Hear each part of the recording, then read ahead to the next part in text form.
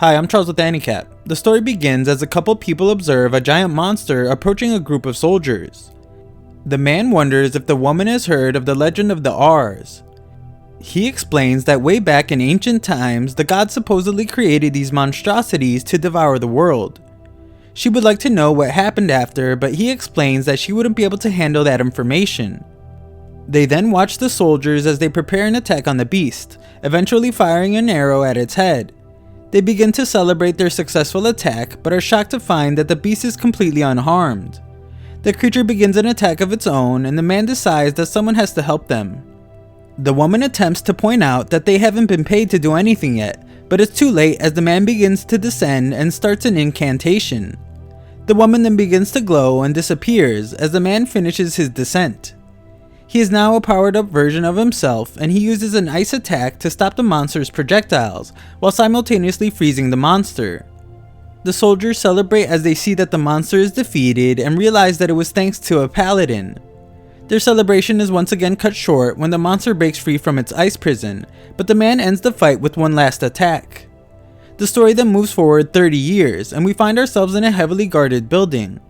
One of the guards is disappointed to see that they got stuck with a real pain in the neck when he looks into a cell. Before he can continue his work, the girl in the cell breaks free and apologizes to those she harms in her attempt to escape.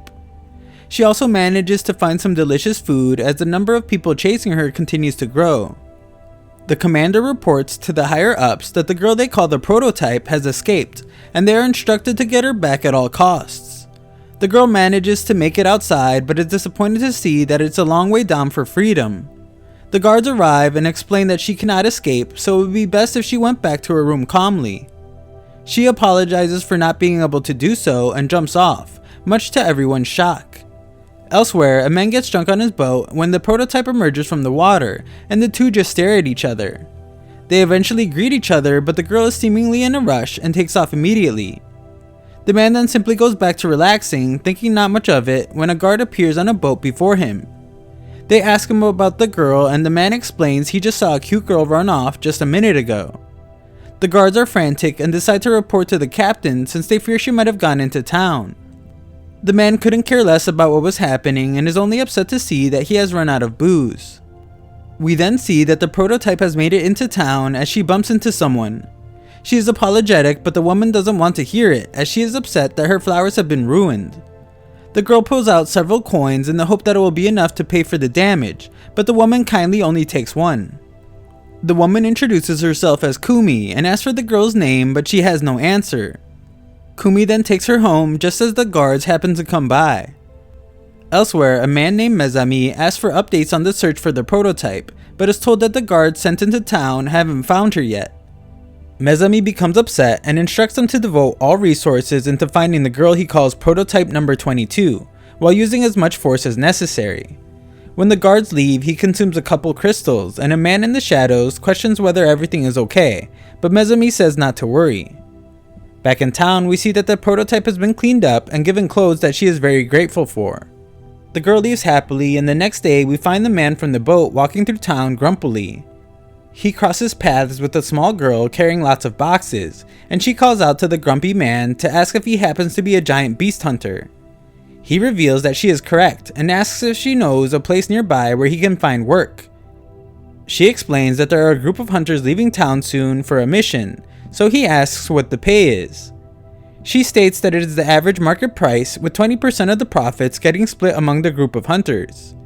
He leaves, and the girl points out how lifeless the man's eyes were. Afterwards, the girl sets up her shop, and we see that the prototype is wandering around nearby. One of the items in the girl's shop catches her eye, and the girl explains that it's a gem from a giant beast.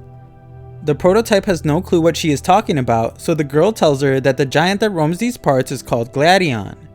It's so dangerous that it will tear down the walls and invade the city if left unchecked. The girl points out that once the giant is slain, they will be able to farm a bunch of gems and oil from their carcasses after the hunt. Many of the merchants there make their entire living by selling items that come from the giant's body, but the Empire takes all the best stuff. The girl asks that she stop wasting her time and buy something, so the prototype asks about a ring. The merchant explains that it is the Ring of Promise. Whoever wears that ring is destined to become the savior of ours and rescue the world from certain doom. The prototype wonders if all someone has to do is wear the ring to save the world, but the merchant explains that only one person can actually fulfill that promise. She then warns that the ring is cursed and anyone who wears it will have their life drained away. The prototype somehow manages to put the ring on, much to the shock of the merchant, and she offers to give her a good deal on it. At the gate, hunters give their names. One man is Gonk the Stonecutter, and another is called Alim the Lightning. It is then the boatman's turn, but he is hesitant to give his name, and it is explained that it is so the city will pay for his funeral if he dies. He concedes and reveals his name to be Jiro, the already dead. A man makes fun of his alias and asks that he not soil himself on the battlefield. Another states that it shouldn't be too hard since all they have to do is lure the beast out and then herd it towards the wall. Elsewhere, it is explained to the ruler of the land that reports of giant beasts are on the rise this year, and it is highly recommended that they refrain from splitting up their forces. However, another person explains that their enemies, the barbarians, will be distracted, and that this is the perfect time to strike them down. Afterwards, the woman who warned about the rise in giant beasts is upset since they didn't seem to care about her warning. Their people will suffer many casualties, but the emperor simply doesn't understand. Outside town, we see that the giant beast uses its strength to gather gems from a mountain. The hunters watch nearby and begin their mission. Inside town, the merchant explains that she doesn't have to run the shop for the rest of the day after her profits from the ring she sold. Just then, the townspeople are alerted that the hunters have lured a giant beast and it's already nearby. The next phase of the plan is to let it get close and then carpet bomb the beast. The plan has been messed up though, and they won't be able to fire arrows since hunters are too close. One of them is in great danger, so Jiro descends the wall to rescue him, even ignoring warnings not to.